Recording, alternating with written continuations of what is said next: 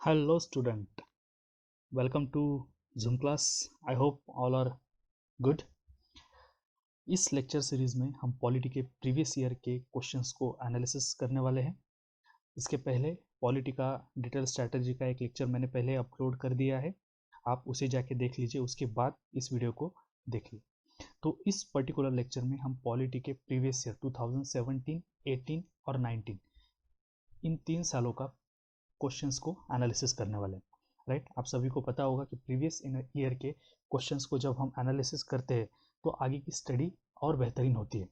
Right, okay. तो सबसे पहले आपसे रिक्वेस्ट है कि आप जूम क्लास पे नए हो तो जूम क्लास को यूट्यूब पे सब्सक्राइब कर दीजिए, बेल आइकन को हिट कीजिए, जिसके कारण आपको नए वीडियो जैसे ही आते वहाँ पे आपको नोटिफिकेशन मिलेगा। उसके अलावा जो जूम क्लास के पीडीएफ है वो हम टेलीग्राम पे शेयर करते हैं, तो आप डिस्क्रिप्शन में टेलीग्राम की लिंक दी है, वहाँ जाके उसे ज्वाइन कीजिए।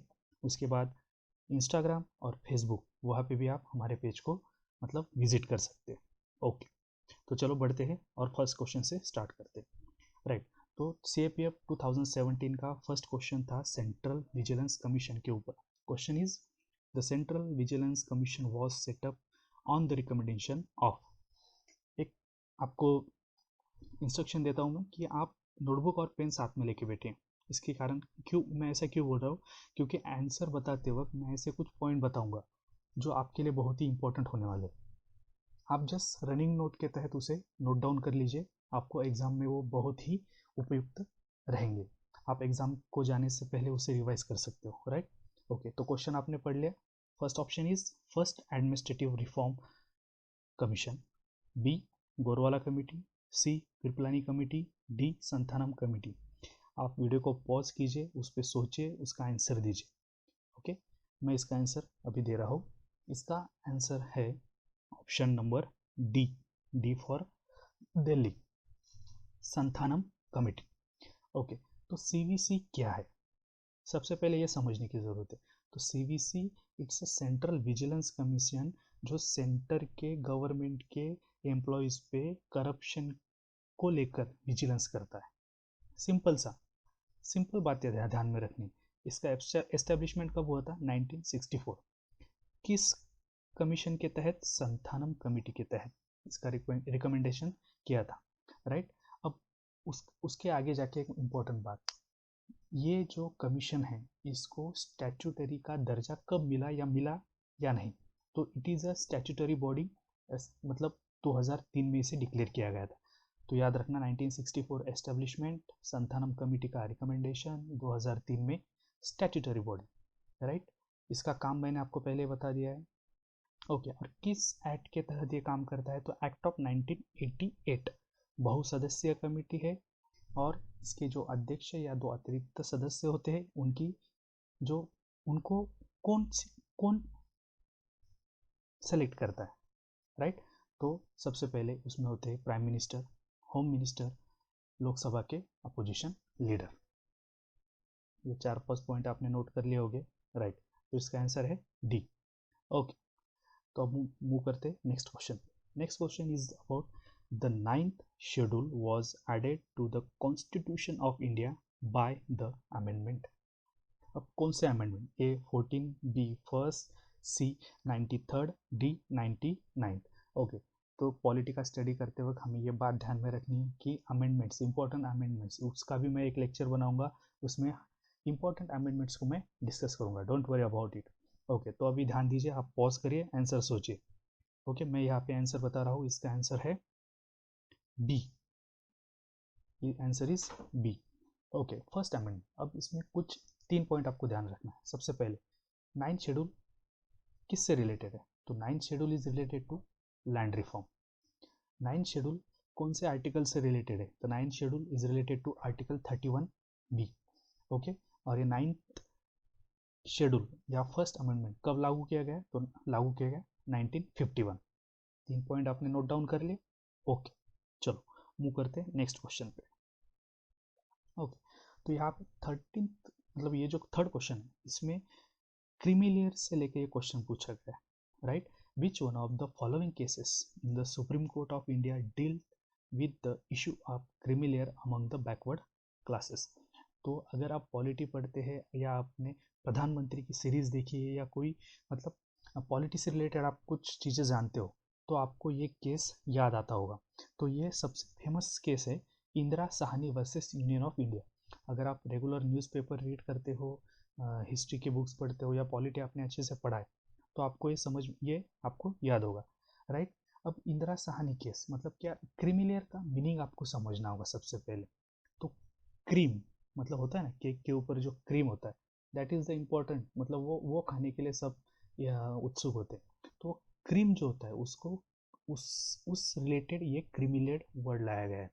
तो क्रीमी लेयर का क्राइटेरिया क्या है, तो 8 लाख से ऊपर जिनका इनकम है उसे क्रीमी लेयर कहा जाता है। और वो किस केस के तहत आया था, Indira Sahni versus union of India, right. तो इसका आंसर क्या होगा, बी, राइट। आपको समझ में आ गया। Okay, move to next question. Okay, तो नेक्स्ट क्वेश्चन ये पॉलिटी में भी आता है या हिस्ट्री में भी आता है।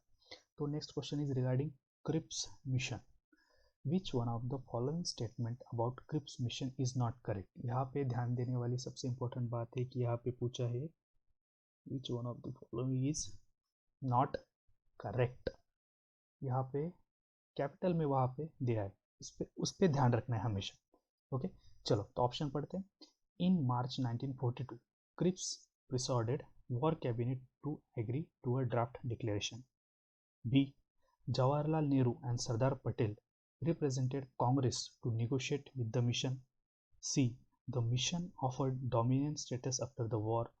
D. The commission offered formation of constitution making body after the war. Okay, pause कीजिए, सोचिए और आंसर दीजिए। तब तक मैं इसका आंसर बता देता हूँ। ओके, तो आंसर इज बी। उन्होंने पूछा है not correct, B is not correct because Jawaharlal Nehru and Sardar Patel were not there for negotiation.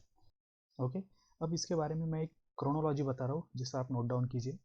ऐसे जो कमीशंस आए थे, मतलब हमें इंडिया को इंडिपेंडेंस देने के लिए या कॉन्स्टिट्यूशन असेंबली के एस्टेब्लिशमेंट, तो 1940 में आया था ऑगस्ट ऑफर, 1942 में आया क्रिप्स मिशन, 1944 में आया राजगोपालचारी फार्मूला, 1945 में आया देसाई लियाकत फार्मूला, 1945 में आया वेवल का फार्मूला, 1946 में आया कैबिनेट मिशन, राइट। इसको आपको मतलब एक के बाद एक साल के अनुसार लिखना है, क्रोनोलॉजी वाइज लिखना है, राइट। तो इसका आंसर क्या हुआ है, not correct is B. Okay, चलो next question. Next question is which one of the following judgment declare that the parliament has no power to amend any of the previous provision of part 3 of the constitution of India। मतलब parliament को power नहीं है part 3 के कोई भी provision को amend करने का, ऐसा किस केस में कहा गया है। ओके, फिर से एक बार क्वेश्चन रीड करते हैं। Which one of the following judgment declare that the parliament has no power to amend any of the provision of part 3 of the constitution of India। Okay, तो अभी इसमें एक सबसे बड़ी गलती सबसे ज़्यादा हो जाती है, वो है कि हम सबको केशवानंद भारती केस के बारे में पता है, तो ऐसा लगता है कि इसका आंसर केशवानंद भारती ही होगा, लेकिन यहाँ पे हम सबसे बड़ी गलती करते हैं। तो इसका आंसर ये ना होते हुए इसका आंसर क्या होगा, पॉज करिए और आंसर देने का ट्राई कीजिए, राइट। ओके, तो I am telling the answer, इसका आंसर है B, Golaknath versus state of Punjab, right. अभी पार्ट 3 के संदर्भ में आपको 3 चीज़ें याद रखना है, 3 केसेस लिख लेना। पहली केस शंकरी प्रसाद 1951, इसमें कहा गया था कि fundamental right can be amend, मतलब मतलब मूलभूत अधिकारों में दुरुस्ती या अमेंडमेंट किया जा सकता है। दूसरा केस गोलकनाथ, ये आया था 1967, इसमें कहा गया कि फंडामेंटल राइट्स में अमेंडमेंट नहीं हो सकता, राइट। उसके बाद आया थर्ड केस जो सबसे इम्पोर्टेंट केस है केशवानंद भारती केस। आप सभी के लिए यहाँ पे एक क्वेश्चन है कि मुझे बताना कि केशवानंद भारती केस कब आया था, और इसके साथ मैं आपको एक हिंट देता हूँ कि सचिन तेंदुलकर जी का जब बर्थडे होता है उसी डेट पे वो आया था, राइट। केशवानंद भारती केस तीसरा केस इसमें लिखा है, इसमें क्या बताया कि यस फंडामेंटल राइट्स में अमेंडमेंट हो सकता है लेकिन बेसिक स्ट्रक्चर को चेंज नहीं किया जा सकता, आपको ध्यान में आ गया 3 पॉइंट। अगर आपको फिर से इसे समझना है तो आप रिवाइंड लेके फिर से इसे सुन सकते हो। तो we will move to next question. 20 का आंसर है B for Bombay. Okay, right. Next question is who among the following leaders is associated with the concept of partyless democracy? अब देखो, ये जो ऐसे क्वेश्चंस आते हैं इसमें एक बात ध्यान रखना कि जो रेगुलर न्यूज़पेपर पढ़ता है, जिसने थोड़ा बहुत पॉलिटिकल साइंस पढ़ा है, या जो मतलब एक्स्ट्रा रीडिंग करता है, उन लोगों के लिए क्वेश्चन बहुत ही आसान है। अब पार्टीलेस डेमोक्रेसी, तो इसमें क्या है, ये लक्ष्मीकांत में ढूंढने से भी नहीं मिलेगा, तो इसके लिए आपको न्यूज़पेपर कंटिन्यूस पढ़ना चाहिए, राइट। तो इसका आंसर है जयप्रकाश नारायण। ओके, चलो move to the next question. Okay, तो next question is about who among the following is empowered to establish inter state council under article 263 of the constitution of India. So question is regarding inter state council. ये it's one of the hot topic, right. हाँ, तो इसका article कौन सा है? 263। देखिए, question में हमें दो चीज़ें सीखने के लिए मिली, इंटर स्टेट काउंसिल और आर्टिकल 263। अब क्वेश्चन पूछा है कि इसको कॉन्स्टिट्यूट कौन करता है, एस्टेब्लिश कौन करता है। पॉज कीजिए, इसका आंसर दीजिए। ओके, चलो मैं बताता हूँ इसका answer. Yes, you are right, the answer is, बताओ बताओ। यस, इसका आंसर है C, president of India. Okay, दो चीज़ें आपने सीख ली, इंटरस्टेट काउंसिल 263 प्रेसिडेंट एस्टेब्लिश करता है। रिकमेंडेशन किसने किया था? सरकार या कमीशन। राइट डाउन, सरकार या कमीशन। इंटरस्टेट काउंसिल को चेयर कौन करता है? Prime minister. ओके, अब ये इंटरस्टेट काउंसिल और interstate relation, these are the two different things. Inter council और रिलेशंस, काउंसिल 263 और इंटरस्टेट रिलेशन आर्टिकल 262। ये एक्स्ट्रा इन्फॉर्मेशन मैं आपको दे रहा हूँ, नोट डाउन कर लीजिए, राइट। तो इसका आंसर होगा सी। चलो, तो यहाँ पे हमने 2017 के 7 क्वेश्चंस को एक्सप्लेन कर लिया है। इसका नेक्स्ट पार्ट भी आएगा जिसमें जो रिमेनिंग क्वेश्चंस है उसको हम वहाँ पे और डिस्कस करेंगे। So thank you. आगे चैनल को सब्सक्राइब कीजिए, ज़्यादा से ज़्यादा शेयर कीजिए और अपनी पढ़ाई को कंटिन्यू रखिए। ओके, थैंक यू, जय हिंद।